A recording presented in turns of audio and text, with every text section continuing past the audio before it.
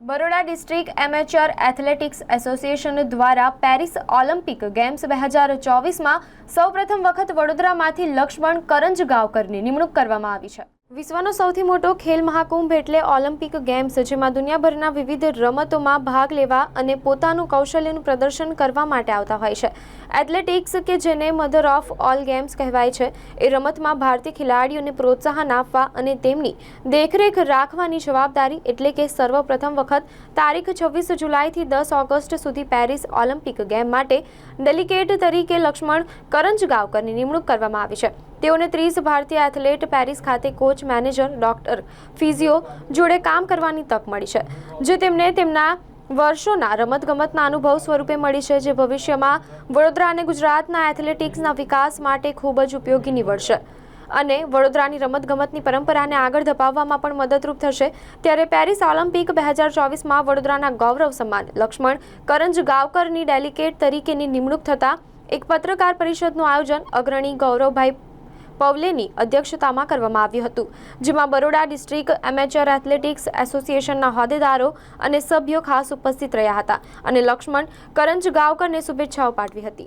ગુજરાત તથા વડોદરા માટે ગર્વની વાત એવું છે કે રમતગમત ક્ષેત્રનો મહાકુંભ જે થવા જઈ રહ્યો છે તેના માટે ડેલિગેશનમાં આપણા વડોદરાના લક્ષ્મણ કરંજગાંવકર સરની નિમણૂક થઈ છે અને તેમનું આજે Baroda district athletics amateur association તરફથી એમનું સ્વાગત અને એમની પ્રેસ કોન્ફરન્સનું આયોજન કરવામાં આવેલું છે અને આપણા માટે બહુ ગર્વની વાત છે ને અમે એમને શુભેચ્છા તો આપીએ છીએ ને દરેક રમતવીરોને અમારા તરફથી, વડોદરાવાસીઓ તરફથી શુભેચ્છા આપે અને વધુમાં વધુ મેડલ ભારત લઈ આવે એવી સરને શુભેચ્છા આપું છું ને રમતવીરોને આપે એવી હું વડોદરાના જનતા તરફથી એમને વિનંતી કરું છું।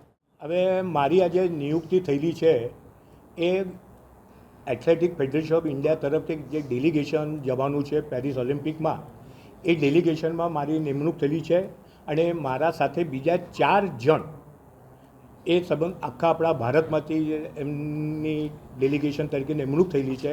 એમાંથી ગુજરાતમાંથી હું એક જ ડેલિગેટ તરીકે હું સિલેક્ટ થયેલો છું। સર, ગુજરાતમાં અને વડોદરામાં આપણું રમતમાં 45 વર્ષથી યોગદાન રહ્યું છે, શું શું રહ્યું છે? હવે કેવું લાગે છે તમને 45 વર્ષથી રમત ક્ષેત્રે રહ્યા છે? હવે 45 વર્ષથી તો હું રમત ક્ષેત્રે કામ કરું છું। આપણા શહેરને એક સારી એવી પરંપરા છે રમતગમત ક્ષેત્રે, કેમ કે આપ બધા જાણો છો કે સયાજીરાવ મહારાજના પ્રયાસથી જ અત્યાર સુધી ગુજરાતમાં ખાલી 2 ઓલિમ્પિયન, શરૂઆતના જે 2 ઓલિમ્પિયન હતા એ વડોદરાએ ગુજરાતને આપેલા છે। 1936માં શંકરરાવ થોરાત બર્લિન ગયેલા હતા અને એના પછી 1960માં ગોવિંદરાવ સાવંત હોકીમાં ગયેલા હતા, પણ એના પછી વડોદરાને ખોખો ક્ષેત્રમાં 3 અર્જુન એવોર્ડની નિર્માણ કરેલા છે। પણ એના પછી અત્યારે છેલ્લા જો 10 વર્ષની આપણે જો વાત કરીએ તો વડોદરા જિલ્લા થોડા આપણે રમતગમતમાં થોડું પાછળ રહી ગયેલા છે, પણ મને એટલી પણ ખાતરી છે કે આવનારા દિવસોમાં કે ભવિષ્યમાં ફરીથી વડોદરા શહેર રમતગમત ક્ષેત્રે સારું એવું યોગદાન આપશે।